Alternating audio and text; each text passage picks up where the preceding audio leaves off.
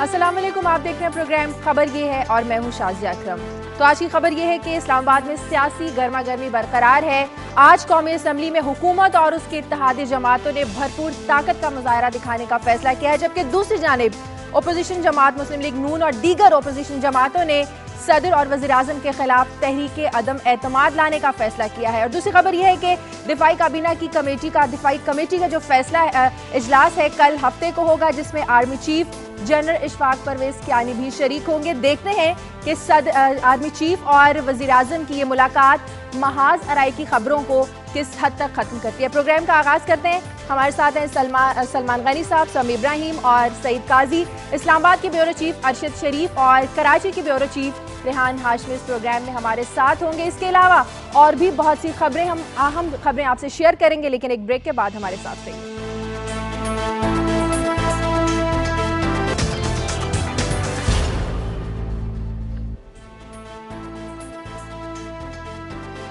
Break کے بعد خوش آمدید۔ پورے ملک سے اور کیا خبریں ہیں یہ بھی جان لیتے ہیں۔ سب سے پہلے سلمان غنی صاحب، آپ کے پاس کیا خبریں ہیں؟ ایک تو اچھی خبر یہ ہے کہ حکومتی اتحادیوں کے مشورے کے بعد حکومت جو ہے وہ اداروں کے ساتھ جو محاذ آرائی کی پالیسی تھی وہ ترک کرنے پہ مجبور ہو گئی، اور اسی کی روشنی میں آج ریزولوشن آئے گی۔ اس میں بنیادی کردار جو پاکستان مسلم لیگ کاف کے سربراہ چودھری شجاعت حسین نے سر انجام دیا ہے۔ دوسرا، مسلم لیگ نون نے اپنے جو آپشنز، اس میں تحریک عدم اعتماد بھی ہے، اس میں استعفے بھی ہیں، اور اس میں لانگ مارچ کا آپشن بھی ہے، اس پہ کام ہو رہا ہے۔ یہ دیکھیں یہ کون سا بروئے کار لاتے ہیں۔ جماعت اسلامی نے گزشتہ روز لاہور میں ایک اعلیٰ سطحی اجلاس کیا ہے۔ تحریک انصاف کے بھی اجلاس جاری ہیں، اور تحریک انصاف کی آج سینٹرل ایگزیکٹو کی میٹنگ ہو رہی ہے۔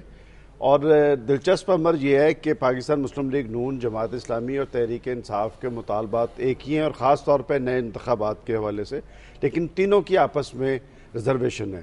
لاہور میں حضرت داتا گنج بخش کا عرس آج شروع ہو رہا ہے، خصوصی طور پہ سیکورٹی اقدامات کیے گئے ہیں، چونکہ گزشتہ سال بم دھماکوں کی وجہ سے 13 افراد جو ہے وہ جاں بحق ہوئے تھے، اور خدا کرے کہ اس سال الرٹ رہ گیا۔ چلیں اسلام آباد چلتے ہیں۔ ارشد، ویسے تو اسلام آباد کا موسم بہت زیادہ سرد ہے، لیکن سیاسی جو ٹیمپریچر ہے اس میں کمی نظر نہیں آ رہی اسلام آباد میں۔ جی شازیہ، میرے خیال کافی حد تک کمی آ چکی ہے، اور کابینہ کی دفاعی کمیٹی کا اجلاس بھی بلایا جا چکا ہے۔ اس حوالے سے بھی آپ کو مزید تفصیلات بتائیں گے۔ اس کے ساتھ ساتھ آج قومی اسمبلی میں ایک قرارداد آ رہی ہے جس میں وزیر اعظم پہ اعتماد کا ووٹ دیا جائے گا، اعتماد کا اظہار کیا جائے گا، اور اس کے ساتھ ساتھ سپریم کورٹ میں بابر اعوان، فردوس عاشق اعوان، قمر زمان قاہرہ اور خورشید شاہ کے خلاف کنٹیمپٹ آف کورٹ کیس کی ہیئرنگ بھی ہے۔ اس کے ساتھ ساتھ میمو گیٹ کمیشن جو ہے وہاں پہ وٹنس لسٹ پیش کی جائیں گی۔ تو ان سارے موضوعات پہ پروگرام میں آگے چل کے چلیں اس پہ ڈیٹیل سے بات کریں گے۔ سمی ابراہیم صاحب، آپ کے پاس کچھ خاص خبریں؟ جیسا کہ ابھی ذکر کیا ارشد شریف صاحب نے میمو گیٹ کا، تو منصور اعجاز صاحب جو اس کے مرکزی کردار ہیں، انہوں نے ایک اور انٹرویو دیا ہے ایک کیبل کو، جو اسی میگزین فورن پالیسی میں لگایا گیا جس میں اوریجنلی یہ باتیں آئی تھیں شروع میں۔ انہوں نے اس بات پر پھر دوبارہ اصرار کیا ہے۔ ان کا یہ کہنا ہے کہ یہ جو میمو لکھا گیا، یہ جو ساری اسکیم آف تھاٹ تھی، اس میں جنرل جہانگیر کرامت اور جنرل محمود علی دورانی جو پاکستان کے امریکہ میں سفیر بھی رہے ہیں، وہ بھی اس میں مکمل طور پر شامل تھے۔ اس کے علاوہ ہم ایک اور دوسری آج بات کریں گے کہ کیونکہ ایران پر سینکشنز لگا دی ہیں امریکہ نے اور یورپین یونین نے، تو ایران مارکیٹ میں اپنا تیل سستا بیچ رہا ہے۔ دیکھنا یہ ہے کہ کیا پاکستانی جو ویسے تو امریکن ڈیفینس کی بات کرتے ہیں، لیکن اگر وہ سستا تیل حاصل کر لے ایران سے تو شاید پاکستان کے عوام کی مشکلات کا کسی حد تک ازالہ ہو سکے۔ چلیں اس پر آگے چل کے ڈیٹیل میں بات کرتے ہیں۔ کراچی چلتے ہیں ریحان ہاشمی کے پاس۔ ریحان، کراچی میں کیا چل رہا ہے؟ جی کراچی میں وہی پورے پاکستانیوں جیسے ان کی زندگی میں شامل ہے گیس بجلی کا بحران۔ ابھی تھوڑی دیر بعد سی این جی اسٹیشن بند ہو جائیں گے، جبکہ آج سے تقریباً 9 بجے بند ہو رہے ہیں 24 گھنٹے کے لیے، اور سندھ اسمبلی کا اجلاس بھی ہے۔ اور ہمیشہ کی طرح جو بجلی جیسے بحران چلا آ رہا ہے پورے پاکستان میں، کراچی میں بحران جاری ہے۔ آج بھی 12 گھنٹے کے لیے صنعتی علاقوں میں بجلی بند رہے گی۔ تو پاکستانی قوم کی طرح کراچی کے شہری بھی تمام بحرانوں میں گھرے ہوئے ہیں، اور کراچی کے شہریوں کے لیے روزانہ ایک نئی اذیت، بجلی کی لوڈ شیڈنگ، گیس کی لوڈ شیڈنگ گاؤں پر بھی بہت زیادہ ہوتی ہے۔ سعید قاضی صاحب، معیشت کے حوالے سے کوئی اچھی خبر بھی دے دیں۔ اس محاذ پہ اچھی خبر خال خال ہی آتی ہے، اور خاص کر آج کل تو، لیکن میں خاص طور پہ آج بات کروں گا۔ ایک خیال یہ تھا کہ जो आलमी माशी बहरान है उसके असरात पाकिस्तान पे मुरतब नहीं होंगे। और ये हमारे एलीट इकोनॉमिस्ट भी कहते रहे, यून सलमान शाह साहब से मेरी बात हुई, मगर ये ख्याल गलत साबित हुआ है। और ये जो फिगर्स आए हैं दिसंबर में हमारी एक्सपोर्ट्स के, खासकर यूएस और यूरोप में, उसमें 11.46% कमी हुई है। तो ये हमें हीट आनी शुरू हो गई है। इसके साथ साथ स्लाइड जो है हमारे फॉरेन एक्सचेंज रिजर्व या ज़र मुबादला के ज़खायर वो 16.90 बिलियन डॉलर रह गए, उसमें स्लाइड है। और जो स्टेट बैंक के रिजर्व्स हैं उनमें गिरावट आई है। मगर इन खबरों के साथ एक और बड़ा अहम एक फिगर्स मुझे कुछ मिले हैं। ये institute of strategic studies Islamabad में एक फंक्शन हुआ है। यहाँ पे जो इंसानी हकूक़ का तस्वुर था वो ये था कि वो इंसान की गुर्बत जो है उसमें शामिल नहीं थी। तो पहली दफ़ा वो कह रहे हैं जी कि poverty is denial of human rights, ये बात हो रही है। और दूसरी बात ये कि सबसे बड़ी विक्टिम्स जो हैं यहाँ पे इस सारी माशी बदहाली का वो औरतें हैं या वो घराने हैं जिनकी सरबराही औरतें कर रही हैं। तो इस इशू पे भी हम बात करेंगे। चले आगे चलकर इस पर बात करेंगे। बाकायदा प्रोग्राम का आगाज़ करते हैं और मुल्क की जो सियासी सूरत हाल है, सरगर्मियाँ हैं ख़ासतौर पर जो इस्लामाबाद की, और आज कुछ इस्लामाबाद के लिए जो आज का दिन है वो खासा अहम होगा क्योंकि कौमी असम्बली में आज सदर और वज़ीर आज़म की हिमायत में उनके इत्तेहादी उनके साथ खड़े होंगे, जबकि दूसरी जानिब मुस्लिम लीग नून और इसकी जो दूसरी दीगर अपोजिशन जमातें हैं उन्होंने तहरीक अदम एतमाद लाने का फैसला किया। आज मैं अपनी जो बात का आगाज़ है वो इस्लामाबाद में अरशद शरीफ से करूँगी। अरशद, लगता यह है कि इत्तेहादी जमातें मुकम्मल तौर पर हुकूमत के साथ खड़ी हुई नजर नहीं आ रही, क्योंकि उन्होंने कहा है कि हम करारदाद में किसी ऐसे मुसव्विदे का हिस्सा नहीं बनेंगे जो इदारों के खिलाफ जाती हो। जी शाजिया, ये वो सारी बातें हैं जो स्पिन डॉक्टर्स बहुत अच्छी तरह से पेश करते हैं कि जी किसी इदारे के खिलाफ कोई रेजोल्यूशन आ रही है, खुदा न खास्ता पार्लियामेंट खड़े होकर यहाँ पे कहेगी कि जी इफ्तिखार चौधरी का हम ट्रायल करेंगे पार्लियामेंट में, या army chief general Ashfaq Parvez Kiani का हमने पार्लियामेंट में ट्रायल करना है। ऐसी बातें कौमी असम्बली में ना किसी ने की हैं, ना ऐसी करारदाद लाने का किसी का मकसद था। उसमें जो करारदाद की जितनी बातें हुई हैं उसमें सिर्फ ये था कि वज़ीर आज़म और सदर मुमलिक पद पे एतमाद इजहार किया जाए, इस तरह की रेजोल्यूशन लाई जाए जिसमें पार्लियामेंट की बालादस्ती की बात हो। और इसके साथ साथ ये भी डिस्कस हुआ था कि जब सुप्रीम कोर्ट ने अपना वर्डिक्ट दिया तो उसमें ऑप्शन नंबर 6 जो थी, हुकूमत का ख्याल ये है कि जब उन्होंने कहा कि जी जुडिशल रिस्ट्रेंट होगा और अवाम के पास जाएं, तो उनका ख्याल था, हुकूमत का ख्याल ये है कि पार्लियामेंट अवाम की राय को, अवाम की विल को रिप्रेजेंट करती है, तो इस तरह की रेजोल्यूशन अगर ले आई जाए तो वो एक किस्म का जवाब होगा सुप्रीम कोर्ट की सिर्फ एक ऑप्शन का। इसके अलावा ऑप्शन इससे ज्यादा भी हो सकती है, शायद उन 6 ऑप्शन के अलावा भी हुकूमत के पास कोई और ऐसी गिद्दड़ सिंगी हो जिसका जवाब वो लेके सुप्रीम कोर्ट के पास जाए। चले देखते हैं कि करारदाद का मुसव्विदा क्या होगा, क्योंकि इत्तेहादी जमातें मुसव्विदे के बगैर सलमान गनी साहब उसकी हिमायत बिल्कुल नहीं करेंगी। कल साफ साफ MQM ने भी बोल दिया है और तो दीगर इत्तेहादी जमातें, ANP ने भी कल यही बोला है। देखें शाजिया, अरशद शरीफ साहब पे गालबन इस्लामाबाद के मौसम का खासा असर है। इसलिए बात यह कि सियासी महाज तो गर्म है, और मैं समझता हूँ कि इस सारी सूरत हाल में से एक पॉजिटिव चीज़ जो सामने आई है कि पाकिस्तान के हालात इस नैज पे इसलिए पहुंचे थे कि पाकिस्तान में एक मौसर और मजबूत अपोजिशन नहीं थी जो लोगों के जज्बात और एहसासात की तर्जुमानी करती। अरशद साहब ने कहा कि जी लोगों की विल की नुमाइंदा पार्लियामेंट, मेरा ख्याल अगर लोगों की विल की नुमाइंदा पार्लियामेंट होती तो ये सूरत हाल ना बनती। खुदा करे कि ये लोगों की विल की नुमाइंदा हो कि आज ही इस रेजोल्यूशन में हुकूमत कोई ऐसा इकदाम करे कि कम से कम लोगों के अंदर एक मैसेज आए कि वाक़तन अवाम और पार्लियामेंट लोगों की नुमाइंदा है और वो अपना वज़न जो है वो लोगों के। जहाँ तक ये बात उन्होंने की कि जी ना वो चीफ जस्टिस को ना फौज को, देखिए रियासत के अंदर रियासत की बात जब की गई थी वो किसके हवाले से की गई थी और अदलिया को जो टारगेट किया गया था, मैं समझता हूँ कि इस मरले पे हुकूमत ज़्यादा ज़िम्मेदारी का सबूत दे और वाक़तन ये साबित करे कि वो अवाम की नुमाइंदा है और उसे कौमी मफादात अजीज़ है।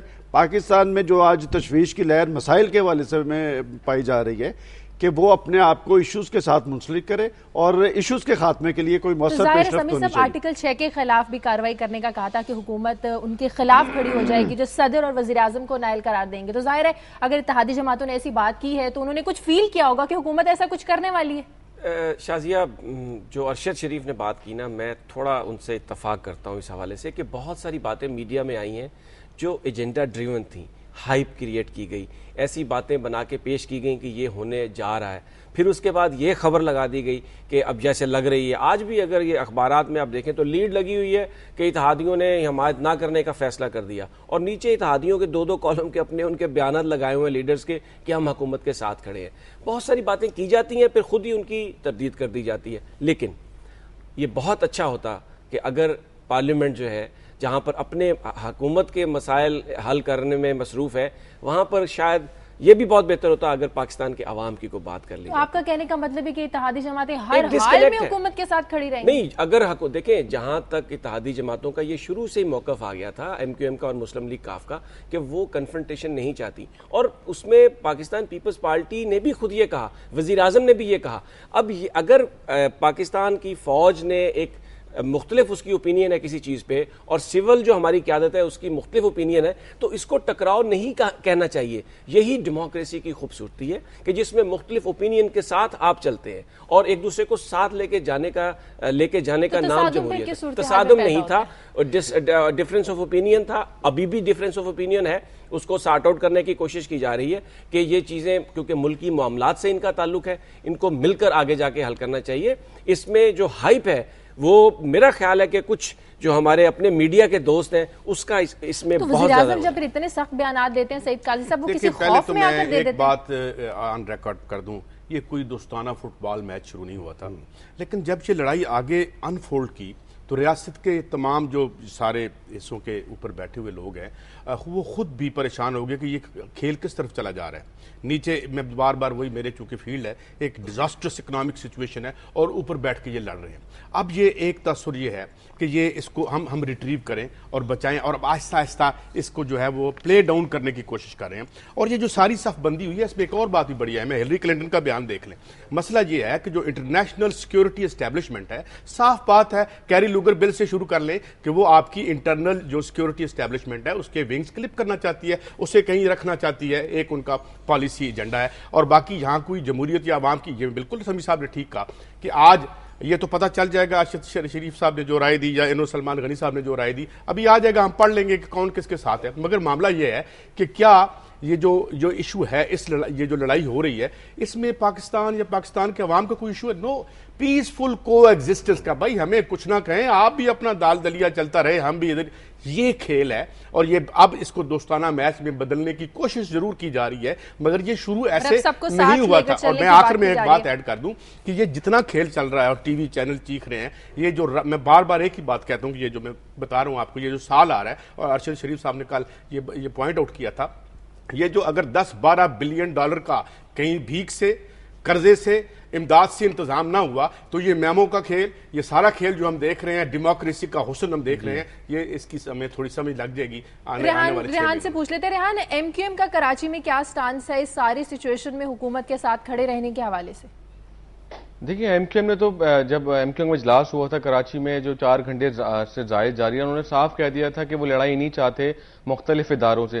اور جو کل ایم کیو ایم کے قائد نے جو بیان دیا ہے وہ بھی بڑا امپورٹنٹ ہے اگر آپ دیکھیں اس تناظر میں, کہ انہوں نے پیشکش بھی کر دی ہے کہ اگر حکومت چاہے یا کوئی ادارے چاہیں تو وہ طالبان سے بھی بات کر سکتے ہیں. ایم کیو ایم تو چاہتی ہے کسی طرح یہ جمہوریت بھی چلتی رہے اور جو اتحادی ہیں ان کے ساتھ بھی رہیں, لیکن جیسے کل اے این پی نے بھی اپنے پریس کانفرنس کی تھی, انہوں نے کہا تھا جی ہم بھی چاہتے ہیں کہ جمہوریت چلتی رہے, لیکن اس کو جو آڑے آئے گا اس کو ہم دوسرے ہاتھوں ہاتھ لیں گے. لیکن سب سے امپورٹنٹ جو بات سمیع صاحب نے بھی کہی اور قاضی سعید صاحب نے کہی کہ شہریوں, پاکستان کے جو شہری ان کے لیے کوئی خاص بات نہیں کی جا رہی.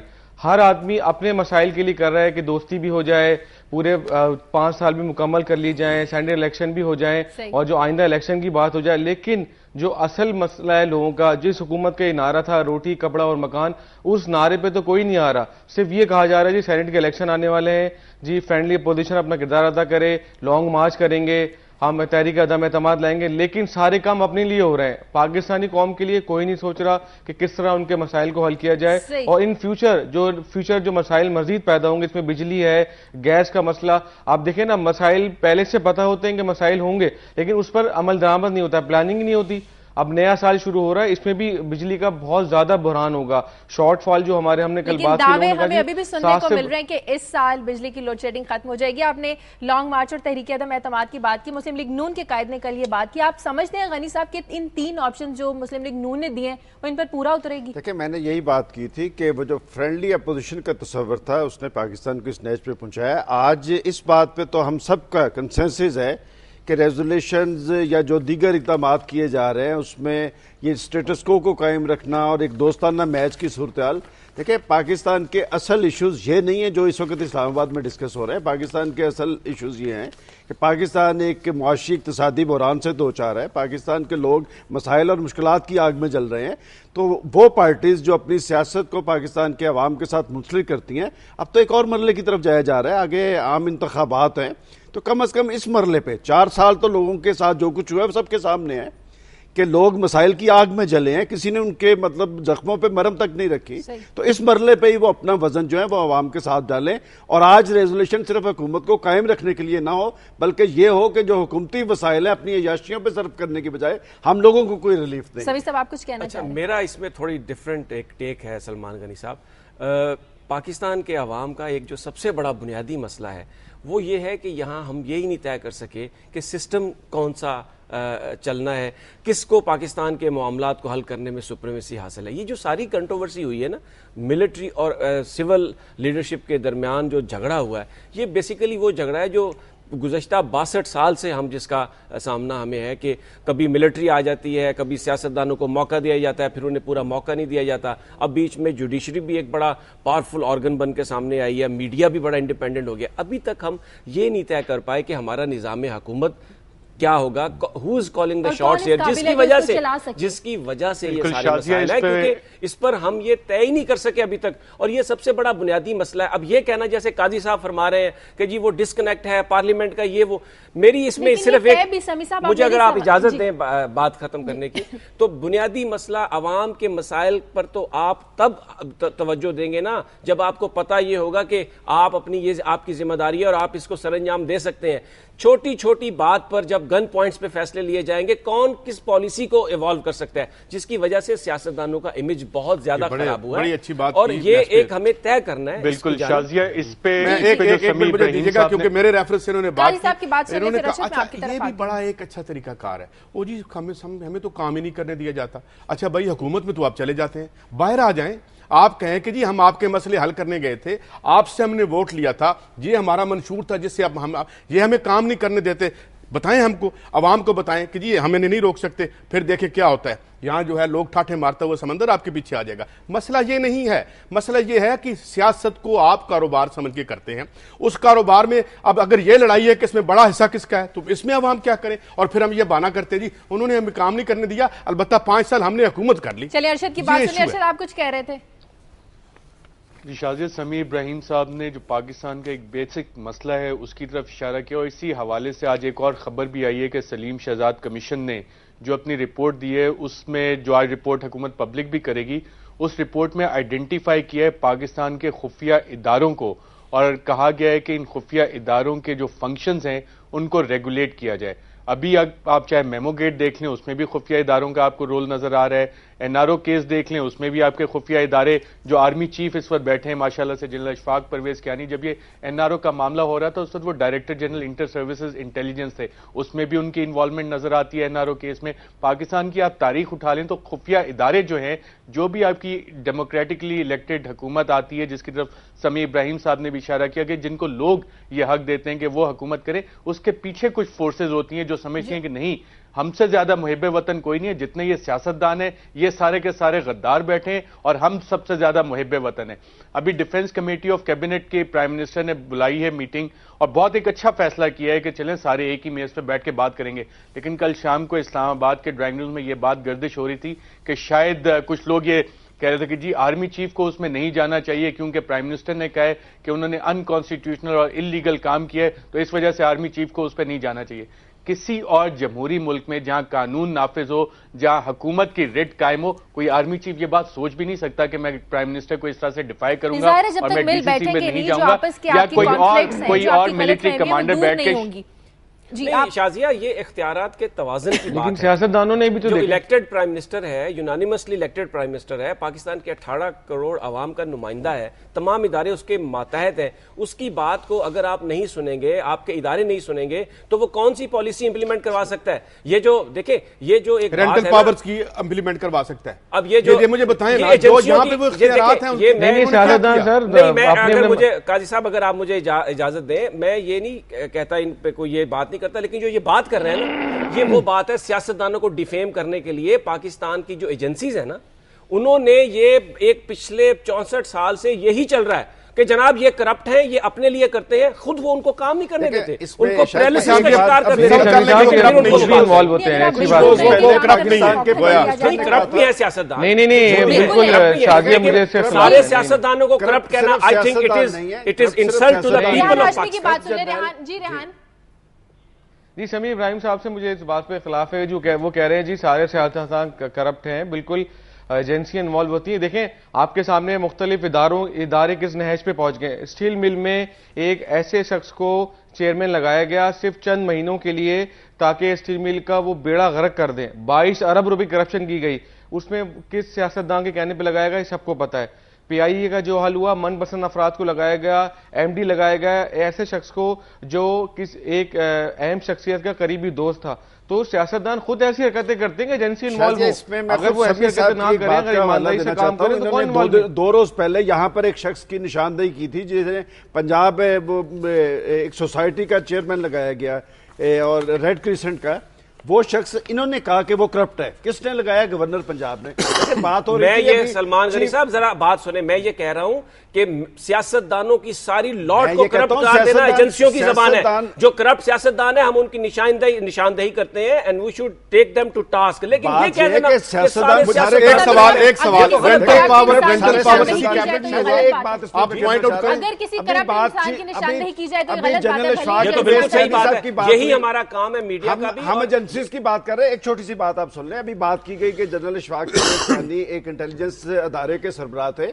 ہمیں یہ بھی یاد رکھنا چاہیے بطور جرنلسٹ کہ اسی آئی ایس آئی چیف نے کس سے مذاکرات کر کے این آر او پہ دستخط کروائے تھے کہ این آر او کی بنیاد پر بننے والی حکومت سے ہم یہ توقعات رکھیں کہ وہ پاکستان کے 18 کروڑ عوام کے احساسات اور جذبات کی ترجمان ہوگی، وہ پاکستان کے عوام کے مسائل کا حل کرے گی. قاضی صاحب نے درست کہا ہے، جب آپ کی ترجیحات کچھ اور ہیں، آپ کی عیاشیاں جاری ہیں، لوگ مسائل کی آگ میں جل رہے ہیں. سلمان غنی صاحب آپ نے بہت اچھی بات کی ہے. سلمان غنی صاحب آپ نے بہت اچھا ایک سوال اٹھایا. چلے سارے سیاستدان کرپٹ ہو گئے، سارے سیاستدان کرپٹ نہیں ہیں. سیاستدان تو اس اچھا پاکستان کے مسائل حل کون کرے گا پھر؟ آپ نے تو سارے سیاستدانوں کو اٹھا کے پھینک دے.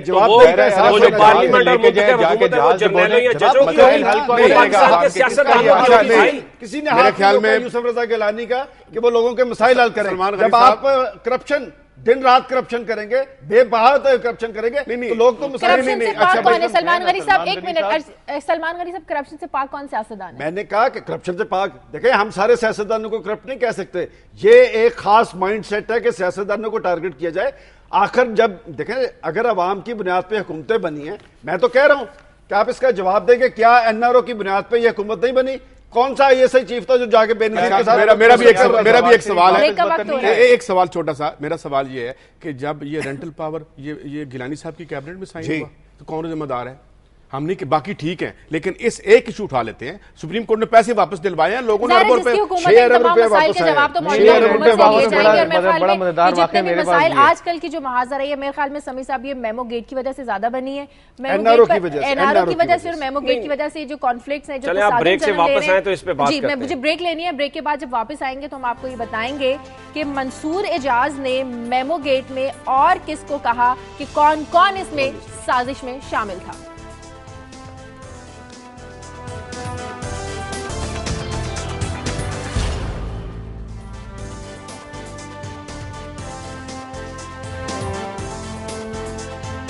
بریک کے بعد خوش آمدید. کل سپریم کورٹ نے میمو گیٹ کے قابل ثبات ہونے کے بارے میں ایک تفصیلی فیصلہ جاری کیا جس میں یہ کہا گیا کہ سپریم کورٹ کو اس کی سماعت کا حق حاصل ہے، کیونکہ اگر کسی ملک کی خود مختاری خطرے میں پڑ جائے تو آرٹیکل 9 کے تحت شہریوں کی زندگی اور آرٹیکل 14 کے تحت شہریوں کی عزت پر حرف آتا ہے۔ اس لیے سپریم کورٹ کو اختیار حاصل ہے کہ وہ میمو گیٹ جیسی جو درخواستیں دی جاتی ہیں ان کی سماعت کرے۔ میمو گیٹ کے مرکزی کردار منصور اعجاز کے پاکستان آنے کے بارے میں یا نہ آنے کے بارے میں مختلف خبریں گردش کرتی رہتی ہیں۔ ایک طرف دفتر خارجہ کہتا ہے کہ ابھی تک ویزے کے لیے درخواست دی نہیں گئی، اور دوسری جانب منصور اعجاز یہ کہتے ہیں کہ وہ سیکیورٹی کے خدشات کے پیش نظر فی الحال پاکستان نہیں آ سکتے۔ اصل میں خبریں ہیں کیا، اور منصور اعجاز نے اور کس کس کو شامل سازش کیا ہے؟ سمیع ابراہیم صاحب کچھ اصرار کیا ہے، اب پروگرام کے سٹارٹ میں بتا رہے تھے منصور اعجاز کے حوالے سے۔ ایک تو میں آپ کی تصحیح کر دوں کہ آپ نے یہ کہا ہے نا کہ منصور اعجاز یہ کہتے ہیں کہ وہ سیکیورٹی کی وجہ سے پاکستان نہیں آ سکتے، یہ نہیں کہا انہوں نے، یہ کہا ہے کہ سیکیورٹی کے کنسرنز کی وجہ سے وہ پاکستان آنے کی تاریخ کا نہیں بتا سکتے، لیکن یہ انہوں نے کہا ہے کہ وہ آئیں گے۔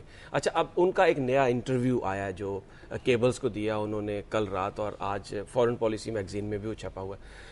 ابتدا میں منصور اعجاز نے یہ کہا تھا کہ یہ جو میمو ہے انہوں نے حسین حقانی کے کہنے پہ لکھا، لیکن اس کے ساتھ انہوں نے یہ بھی منشن کیا تھا کہ 2 اور بھی لوگ تھے، پاورفل لوگ تھے پاکستانی اسٹیبلشمنٹ میں، جو غالباً اب حصہ نہیں ہے اسٹیبلشمنٹ کا، لیکن وہ اس میں شامل تھے۔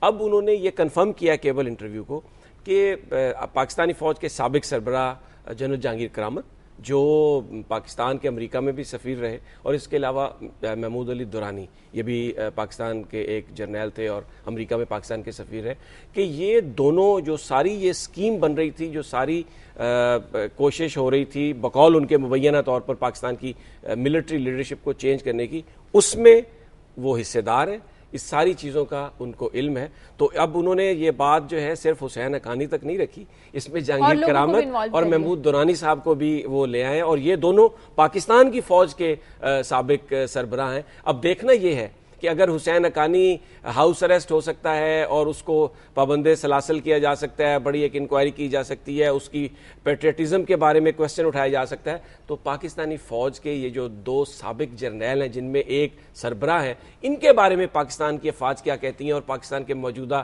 سپہ سالار ان کے بارے میں کیا کہتے ہیں۔ اچھا، دوسری جو ایک ڈیولپمنٹ جو میں نے ابتدا میں بتائی، بات ہو رہی تھی پاکستان کی پارلیمنٹ کی اور پاکستان کے عوام کے مسائل کی۔ ایک جو انٹرنیشنل سین پہ جو ڈیولپمنٹ ہو رہی ہے کہ کیونکہ ایران کو پابندیوں کا سامنا ہے، اور پابندیاں یہ ہیں کہ جس نے بھی ان کے ساتھ کوئی بھی ٹریڈنگ کی، سینٹرل بینک جو ہے ان کا ایران کا، تو اس پر پابندیاں لگا دی جائیں گی، تو جو بیسیکلی جو تیل کی سپلائی ہے جس سے ایران اپنا 50% ریونیو لیتا ہے، وہ متاثر ہونے کا خدشہ ہے، تو مارکیٹ میں ایران ڈسکاؤنٹ پہ تیل دے رہا ہے، تو پاکستان لے گا۔ اچھا، اب اس میں جو ایک جو ڈیولپمنٹ جو پہلے اس سے ہوئی تھی کہ افغانستان نے تو تیل لینے کا کانٹریکٹ کر لیا ایران کے ساتھ، وہاں پر حامد کرزئی صاحب کی حکومت ہے جس کو امریکہ کی حمایت حاصل ہے، امریکہ نے اس پہ اعتراض نہیں کیا، لیکن پاکستان جس پر ہمیشہ سے یہ اعتراض رہا ہے کہ وہ ایران کے ساتھ وہ جو گیس پائپ لائن ہے اس پر نہ کرے، ایگریمنٹ نہ کرے، اب کیا پاکستانی حکام جو انڈیپینڈنس کی بات کرتے ہیں، سوورن پالیسی کی بات کرتے ہیں، کیا پاکستان کے عوام کے لیے سستا تیل حاصل کر سکتے ہیں؟ امریکہ کا جو آرڈر ہے اس کو ڈیفائی کر سکتے ہیں؟ جی باس، جی ریحان، تیل مل رہا ہے جی ہاں شازیہ، سمیع صاحب نے جو بات کہی ہے، سستا تیل ایران سے آتا ہے، ایران سے باقاعدہ اسمگلنگ ہو کے کراچی کے مختلف علاقوں میں یہ تیل سپلائی بیچا جاتا ہے، اور یہ کوئٹہ کے راستے کراچی پہنچتا ہے بآسانی۔ اور آپ فرق دیکھیں، اگر 86 روپے جتنے لیٹر بھی پاکستانی جو تیل ملتا ہے، تو یہ جو ایرانی تیل ہے یہ 40 سے 50 روپے لیٹر ملتا ہے، لوگ لائن لگا کے لیتے ہیں۔ مختلف ادارے کوشش کرتے رہے کہ اس کی اسمگلنگ روکا جائے، لیکن جو شہری استعمال کرتے ہیں وہ کہتے ہیں جی اگر یہ روک دیا تو ایک سے سستی مل رہی وہ بھی نہیں ملے گی۔ نہیں یار، میں اسمگلنگ کی بات نہیں کر رہا، میں یہ بات کہہ رہا ہوں کہ کیا حکومت پاکستان افغانستان کی طرح پاکستانی عوام کے مفادات کو مد نظر رکھتے ہوئے ایران سے کوئی ایگریمنٹ کرے گی؟ اس پہ میں ایک تھوڑی بات بغیر ایگریمنٹ کے چیز مل رہی ہے، سمیع صاحب کراچی میں بغیر ایگریمنٹ کیے کراچی میں مل رہی ہے جو سمیع صاحب نے بھی سارا پاکستان کراچی تو نہیں ہے نا ریحان، دوسرے علاقوں میں یہ تیل سے زیادہ سینسٹیو ایشو ہے جو آج انہوں نے انکشاف کیا جنرل جہانگیر کرامت اور محمود درانی کے بارے میں، اس پر میں بات کرنا چاہتا ہوں۔ دیکھیں، جنرل جہانگیر کرامت پاکستانی فوج کے سابق سربراہ رہے ہیں، محمود علی درانی امریکہ میں پاکستان کے سفیر رہے ہیں، وہ بھی فوج کے جرنیل۔ یہ معاملہ اور زیادہ حساس ثابت ہو رہا ہے کہ میمو اسکینڈل کا معاملہ چونکہ پاکستان کی سلامتی کے حوالے سے تھا، حساس تھا. میں سمجھتا ہوں کہ اس پہ واقعتاً پھر تحقیقات اور زیادہ مؤثر ہونی چاہیے. یہ معاملہ صرف حسین حقانی تک نہیں ہے, یہ معاملہ اس سے آگے ہے اور اس کے پاکستان کی سلامتی پر اثرات ہوئے ہیں, ہوں گے. لہٰذا یہ تحقیقات ایک دفعہ یہ فیصلہ ہونا چاہیے کہ کون سا ایسی ذہنیت ہے, کون سا ایسا مائنڈ سیٹ ہے جو پاکستان کی سلامتی پہ اثر انداز ہونا چاہتا ہے. اس میں جو پرابلم صرف اس میں یہ ہے شازیہ کہ منصور اعجاز جو ہے ایک مرکزی کردار ہے, اب وہ کل کسی کا بھی نام لے دے آپ اس پر بھی تحقیقات شروع کر دیں گے. یہ پرابلم ہے. وہ ابھی اس نے جہانگیر کرامت صاحب اور محمود درانی صاحب کا نام لیا, اگرچہ وہ دونوں اس کی تردید کر چکے ہیں جب شروع میں یہ بات آئی تھی, لیکن اس نے پھر اصرار کیا. اب یہاں پر آ کے وہ بیان دیتے ہوئے 2-4 اور نام لے دے گا تو آپ سب اس طرح سے چلنا چاہیے. سوال یہ اسی طرح تفتیش بند کر دیں بھئی, اس کا بھی نام آ گیا. میں ایک سمیع صاحب کی بات بڑی اچھی, انہوں نے ایران کے تیل کی بات کی. بات یہ ہے کہ یہ جو فیصلے ہوتے ہیں اپنے ملک کے مفاد میں, وہ کون کر سکتا ہے؟ وہی لوگ کر سکتے ہیں نا جو سٹیبل, جو لڑ رہے ہیں, جو اپنی ایگزسٹنس کے لیے امریکہ کو دیکھ رہے ہیں. منصور اعجاز کے چکر میں پھنسی ہوئی ہے آپ کی ساری جمہوریت اور آپ کے باقی لوگ, وہ یہ فیصلہ کر سکیں گے؟ اگر ایک دفعہ ہلری نے کہہ دیا نہیں تیل لینا بھائی آپ نے. بات یہ ہے کہ انڈیپینڈنٹ فیصلے کرنے چاہیے. اور میں لیٹن امریکہ کی مثال دیتا ہوں. میں جہاں پہ ڈینیل اورٹیگا آ گیا, یا جہاں پہ رفیل کرویا بیٹھا ہوا ہے, یا یہ سب الیکٹڈ لوگ ہیں, ہیوگو شیوز ہے, انہوں نے اٹھ کے, کیونکہ ان کے پیچھے عوام تھی, انہوں نے عوام کے لیے کام کیا, تو پھر انڈیپینڈنٹلی امریکہ اور انٹرنیشنل اسٹیبلشمنٹ کو وائیولیٹ کر کے عوام کے مفاد میں فیصلے کیے. یہ نہیں کر سکتے. یہ تو رینڈم پیور سے آتے ہیں, یہ تو آئی پی پی سے آتے ہیں. آپ نے بہت اچھی یہ بات کی ہے. جی کیا کہا آپ نے؟ امریکہ اس پر پابندی لگا سکتا ہے, جی اعتراض اٹھا پاکستان کو سکتا ہے. اگر امریکہ لگا دے گا کیا ہمارے حکمران کھڑے ہوں گے؟ پاکستان کو یہ تھریٹن کر رہا ہے امریکہ کہ آپ ایران کے ساتھ یہ نہیں کریں, لیکن پاکستانیوں نے کہا ہے کہ وہ اس پر کریں گے, وہ ایران کے ساتھ جو پروجیکٹ ہے وہ کریں گے. اور پریزیڈنٹ نے بھی یہ کہا کہ اب ہم ٹریڈ چاہتے ہیں اور ہمیں کوئی نہ بتائے کہ کس سے لڑائی لڑنی ہے. ایران کے معاملہ دیکھیں, لیکن سوال پھر وہی آتا ہے, میں ایک ختم کر لوں بات, سوال پھر وہی آتا ہے جب پاکستان کے سیاستدانوں کے بارے میں جن سے ہم نے اس بہادر فیصلوں کی توقع ہے, اگر آپ ان پر غداری کا الزام لگائیں گے, اگر آپ ان کو پریمیسز کا, اور آپ یہاں پر بیٹھ کے بڑے بڑے سرمن دیں گے, خطاب دیں گے منصور اعجاز کے بیان پر, تو بھائی وہ کیسے فیصلہ کریں گے؟ واشنگٹن کی طرف نہ دیکھیں, لوگ پیچھے کھڑے ہوں گے. جی ارشد آپ کچھ کہہ رہے تھے. جی شازیہ, جو سعید قاضی صاحب اور سمیع ابراہیم صاحب بات کہہ رہے ہیں, اس میں ایران سے پاکستان کی جو گیس پائپ لائن ہے اس میں امریکہ سے جو لیجسلیشن بھی آئی ہے اس میں پاکستان کو ایگزیمپشن دی جا رہی ہے اور ایران کے ساتھ ہمارے تعلقات چلیں گے. بات ہوئی کہ ہمارے سیاستدان سٹینڈ نہیں لے سکتے, کھڑے نہیں ہوتے. میرا خیال یہ کریڈٹ صدر آصف علی زرداری اور پرائم منسٹر یوسف رضا گیلانی کی جمہوری حکومت کو جاتا ہے کہ 1992 میں وہ شمسی ایئر بیس جو نواز شریف کے دور میں متحدہ عرب امارات کو دی گئی اور اس کے بعد مشرف دور میں ایک ڈکٹیٹر کے دور میں وہ امریکیوں کو دی گئی, وہ ایک جمہوری حکومت نے خالی کروائی. یہ کریڈٹ بھی ایک جمہوری حکومت کو جاتا ہے جس کے پیچھے عوام کھڑے ہیں کہ نیٹو سپلائز اس ملک میں آج بھی رکی ہوئی ہیں. پارلیمنٹ کی نیشنل سیکیورٹی کمیٹی اس پہ بیٹھی ہے, اس نے ریکمنڈیشن دی ہیں پارلیمنٹ کو. جب اس ملک میں ایک ڈکٹیٹر تھا یا اس سے پہلے آپ 2 دن یا 3 دن آپ روک کے اس کے بعد کھول دیتے تھے, آپ یہ نہیں کہتے تھے کہ جی اتنا عرصہ ہم بند رکھیں گے. یہ کریڈٹ بھی اسی جمہوری حکومت کو جاتا ہے. میڈیا نے وہ بیانات غلط دیے تھے جو 3 مئی کو آئے تھے آپریشن ایبٹ آباد کے بعد پاکستان کے منتخب صدر اور وزیر اعظم کے. میرا خیال اس میں کوئی ایسی غلط بات نہیں کی تھی, انہوں نے خراج تحسین پیش کیا تھا اور عظیم فتح قرار دیا تھا اس پرائم منسٹر نے. سلمان غنی صاحب اس پہ مزید میں 1-2 چیزیں اور کہنا چاہتا ہوں, اس پہ ہم کل بھی بات کر چکے تھے. اسامہ بن لادن ہمارے حق میں نہیں تھا, امریکہ لے کے آیا تھا, امریکہ کا ہیرو تھا اسامہ بن لادن, پاکستان کا نہیں تھا. امریکن جنگ کا حصہ تھا اسامہ بن لادن کا, بوجھ تو تھا نا, امریکہ کی جنگ تھی وہ. لیکن دہشت گرد تھا سلمان جناب, کوئی بھی تھا اور جس نے اس کو دہشت گرد بنایا تھا وہ امن پسند ہے. لیکن آپ یہ بھی تو دیکھیں نا, سلمان غنی صاحب مجھے نہیں سمجھ آ رہی کہ آپ کس کے ساتھ کھڑے ہیں, آپ پاکستانی عوام کے ساتھ یا ان لوگوں کے ساتھ. سلمان غنی صاحب مجھے ایک بات کا جواب آپ دے دیں. دہشت گرد تو تھا نا سلمان غنی صاحب, اگر اسامہ بن لادن آپ کا ہیرو ہے, معاف کیجئے گا, پھر ہم ریشنل ڈسکشن نہیں کر سکتے. اسامہ بن لادن کو اگر اس قوم کا ہیرو بنا کے پیش کرنا ہے تو پھر یہ حالات نہیں چلیں. انہوں نے یہ نہیں کہا. سلمان غنی صاحب ہمارے 30 ایف سی کے بھائیوں کے گلے ابھی کاٹے گئے پچھلے دنوں. یہ کس نے کاٹے ہیں گلے؟ ان کے تو ہم لوگ یہاں پہ ٹیریٹریز بنائی ہیں, سینکٹریز بنائی ہیں, خالی نہیں کراتی. اسامہ بن لادن کے پیروکار ہیں نا. نہیں ارشد میں آپ کی ہمارے ایف سی کے بھائیوں کو جو شہید کر کے گلے کاٹے گئے ہیں وہ کس نے کٹوائے ہیں, کس کی آئیڈیالوجی ہے؟ ایسا کچھ نہیں کہا. سمجھ رہے ہیں وہ بات کو, سمجھ رہے ہیں. خدا کا واسطہ ہے, روز وہ ایک بات لے کے بیٹھ جاتے ہیں کہ جی یہ غلط بات ہوئی ہے. اسامہ بن لادن کو روز آپ ہیرو بنا کے پیش کر رہے ہیں. ہم ایشو سے ہٹ کر میمو گیٹ منصور اجاز کے کردار کے حوالے سے بات کر رہے تھے. میرے خیال میں وہ ہیرو بنے ہوئے آج کل. وہ کہتے ہیں جی یہ تفتیش بند کر دیں ورنہ میمو گیٹ نے اٹارنی جنرل کو بڑا پریشان کر دیا ہے. ہاں مولوی انوار اللہ کو بہت زیادہ پریشان ظاہر ہے وہ, جی ہاں بہت پریشان کر دیا شازیہ. وہ پریشان ہے کہ میں کدھر پیش ہوں. میرا یہ خیال ہے یہ جو ہماری کورٹس میں جو ایشوز آئے ہیں, بنیادی بات یہ ہے کہ اگر پاکستان کے مسائل پاکستان کی حکومتیں حل کر رہی ہوتی تو لوگ عدالتوں سے رجوع نہ کرتے. جو ذمہ داری حکومت کی ہے وہ عدالتوں کی نہیں ہے, اور اگر پاکستان کے ایشوز یہ حل ہو رہے ہوتے تو لوگ عدالتوں کی طرف نہ دیکھتے اور پاکستانی حکومت کی طرف دیکھتے. پہلے سے زیادہ آزاد ہے, اس لیے کیا کرتے.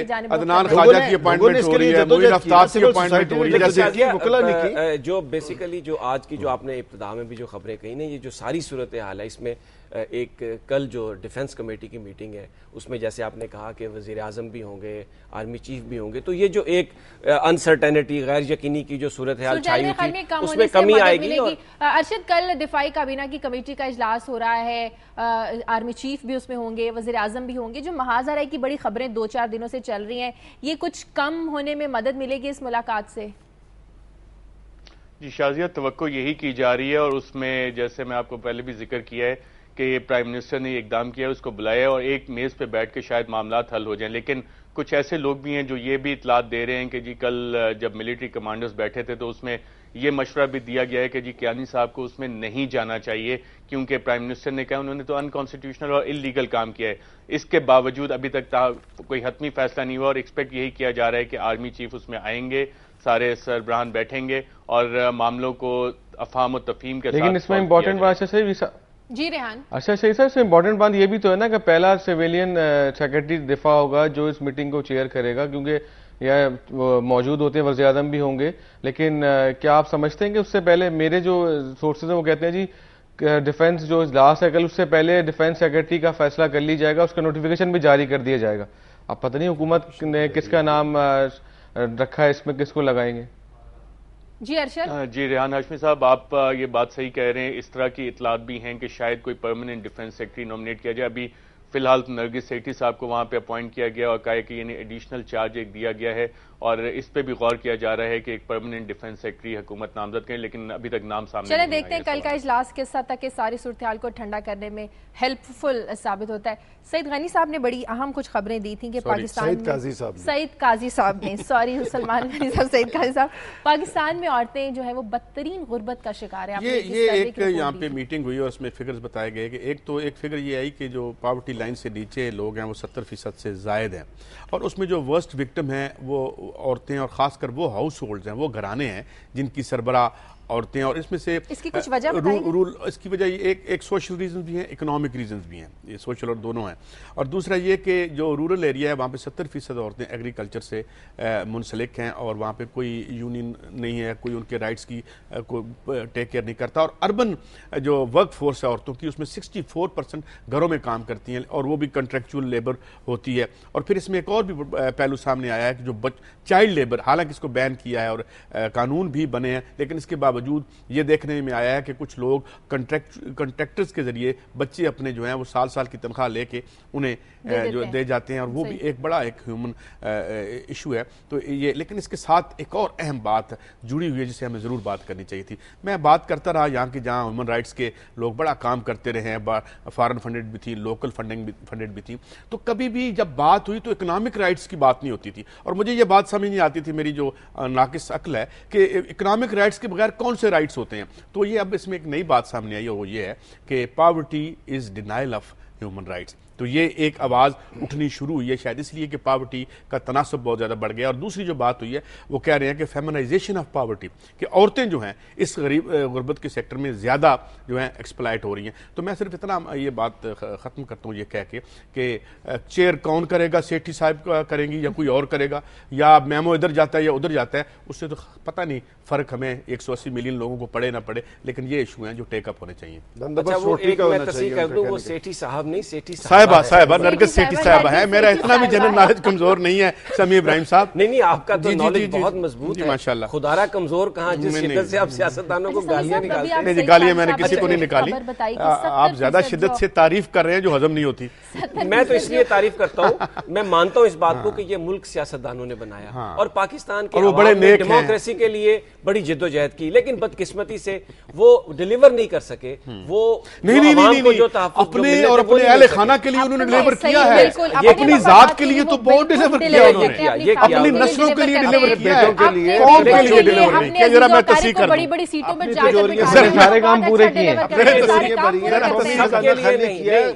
کنگال کی ہے اپنی. دیکھیں نا قومی خزانہ جو ہے کنگال کیا ہے انہوں نے, لیکن یہ وہ بھی دیکھیں ڈیلیور تو کیا ہے بھائی. پاکستان کی بولنے کہاں دیں گے یہ دونوں, نہ یہ بولنے دیتے ہیں نہ یہ بولنے دیتے ہیں. مشروط ہے, آپ بولیں نا. بات یہ کہ پاکستان کی جو پولیٹیکل ایلیٹ ہے اس میں سب سے بڑا نام جو ہے وہ ہے ذوالفقار علی بھٹو کا. کوئی کرپشن کا الزام ان پر ثابت نہیں ہے, یعنی ان کے جو بدترین دشمن تھے وہ بھی ان پر کرپشن کا الزام تعریف کرتے ہیں ان کی. نہیں آپ شکر الحمدللہ کہ آپ کے منہ سے کسی کی تعریف. اب ان کے نام پہ باقی تاریخ کے سارے چوروں چکاروں کو بھی مان لیں. کیا چاہتے ہیں وہ اس وقت انحطاط کا شکار ہے, پارٹی کو کیا ہو گیا, پورا معاشرہ انحطاط کا شکار ہے. لہذا اس کو بھی اجازت دے دیں کہ وہ بھی انحطاط کا شکار ہو. کون بات کرتا ہے؟ Why to justify a wrong?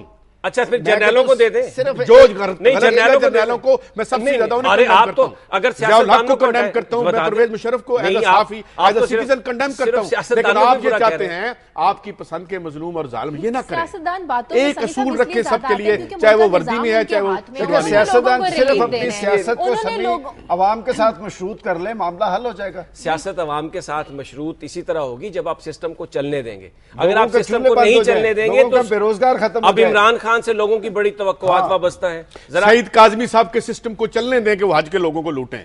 آپ سسٹم جو ہے وہ چلنے, یار یہ کیا ہے, چلے ہمیں انہیں اپریشیٹ کرنا چاہیے. قاضی صاحب تو عورتوں کی یار کیا عورتوں کی مردوں کو چھوڑیں تانے بانے آپ. یہ تو اور میں یہ کہہ رہا ہوں کہ کون سا سسٹم چلنے دیں. ابھی کیا کہہ رہے تھے ریحان ہاشمی صاحب کہ جان بوجھ کے پتہ لگایا گیا, پلنڈر کیا گیا, ان کو بینکرپٹ کرتے ہیں. چلنے دیں بھائی, ملک ہی نہیں چل رہا ان کی وجہ سے. بات کرنی ہے اس کی کارروائی کے حوالے سے. آج سندھ اسمبلی کا اجلاس بھی ہے.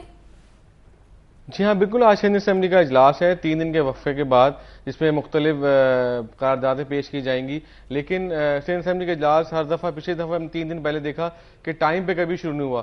اب کتنے سنسیئر ہیں وہ آپ دیکھ سکتے ہیں کہ 10 بجے اجلاس شروع ہونا چاہیے, وہ 11 بجے شروع ہوتا ہے. اس کے بعد آہستہ آہستہ سارے سندھ اسمبلی کے جو حکمران ہیں, کیا ان لوگوں کو بھی لوگوں کے مسائل میں کوئی دلچسپی نہیں رہی حل کرنے میں؟ وہ بھی اجلاس میں نہیں آتے ہیں, کچھ ڈسکس تو کریں آ کے. نہیں, اب تو سب سے بڑا شازیہ مسئلہ یہ ہو گیا, اب تو نظر سینیٹ کا الیکشن اور آئندہ الیکشن میں رہ گئی. کل ہم نے کچھ لوگوں سے بات کی, انہوں نے کہا جی آپ کو ووٹ دیں گے, کہیں گے پہلے یہ تو بتائیں جس نے ووٹ لیا وہ کدھر ہے, تو ہم نئے ووٹ کی بات کریں گے. تو لوگ اس طرح کی باتیں کر رہے ہیں. اب تو سندھ اسمبلی کا اجلاس لگ رہا ہے کہ پورا اس کو گزارا جا رہا ہے کسی طرح, یہ سال پورا سیشن گزرے. اور کیونکہ سینٹ کے الیکشن بھی ہیں, اس کے حوالے سے سندھ میں 11 سینٹ کی جو سیٹیں ہیں وہ خالی ہو رہی ہیں, اس کے حوالے سے بات چیت جاری ہے. لیکن سب سے بڑا مسئلہ جو اب تک چل رہا ہے, جو سندھ لوکل گورنمنٹ آرڈیننس ہے, اس پہ ابھی تک پاکستان کمیونسٹ پارٹی اور ایم کیو ایم میں جو اختلافات پہلے تھے, بات چیت تھی, سنسیئرٹی ابھی تک نہیں آئی ہے. دیکھیں نا, لوگوں کے مسائل ہوتے ہیں, یو سی ناظم کے پاس جاتے تھے, ٹاؤن ناظم میں جاتے تھے, وہ سسٹم ہی ختم ہوا ہوا ہے, اس پہ کوئی بات ہی نہیں کر رہا. جو اہم مسئلہ ہے, جو شہریوں کا مسئلہ ہے, شہریوں کے مسئلے پہ کبھی بات نہیں ہوئی. مجھے لگتا ہے آئندہ بھی کر رہے ہیں کہ اگر لوکل گورنمنٹ سسٹم پاکستان کے اندر موجود ہوتا تو شاید آج اتنے مسائل نہ ہوتے. اور یہ وہ حکومتیں ہیں جو جمہوری حکومتیں ہیں. ایک بات آپ دیکھیں کہ ہر فوجی ڈکٹیٹر نے, وہ ڈکٹیٹرشپ ہوتی ہے, لیکن وہ لوکل باڈیز کے الیکشن کروا دیتے ہیں. اور انہوں نے چارٹر آف ڈیموکریسی میں یہ بات کی تھی کہ ہم ان اداروں کو نہ صرف بحال کریں گے بلکہ زیادہ مؤثر اور بااختیار کریں گے. میں سمجھتا ہوں کہ آج صرف اگر لوکل گورنمنٹ سسٹم کو یہ بنا دیں اور لوگوں کا اپنے جو منتخب لوگوں تک رسائی ہو جائے, یہی بہت بڑا کارنامہ ہوگا. لوگ پریشان ہیں, کوئی سنسیئر ہی نہیں ہے. میں صرف ایک بات کروں گا کہ ایک انتہائی منظم طریقے سے جب بھی کوئی ڈیموکریٹک گورنمنٹ آتی ہے تو سیاستدانوں کو بدنام کرنے کے لیے ایک ایسی کیمپین چلائی جاتی ہے اور یہ ثابت کر دیا جاتا ہے کہ اگر یہ سیاستدان رہیں گے تو یہ ملک ٹوٹ جائے گا، اگر یہ سیاستدان رہیں گے تو یہاں پر کرپشن کبھی ختم نہیں ہوگی، اور بنیادی مقصد اس کا یہ ہے کہ سیاسی ایلیٹ کو بالکل مکمل طور پر بدنام کر کے جرنیلوں کو مسلط کر دیا جائے اور دوسرے تمام لوگوں کو مسلط کر دیا جائے۔ سیاستدانوں کا کیس لڑنے کے ساتھ کم از کم سیاستدانوں میں ذمہ داری کا احساس تو ہونا چاہیے۔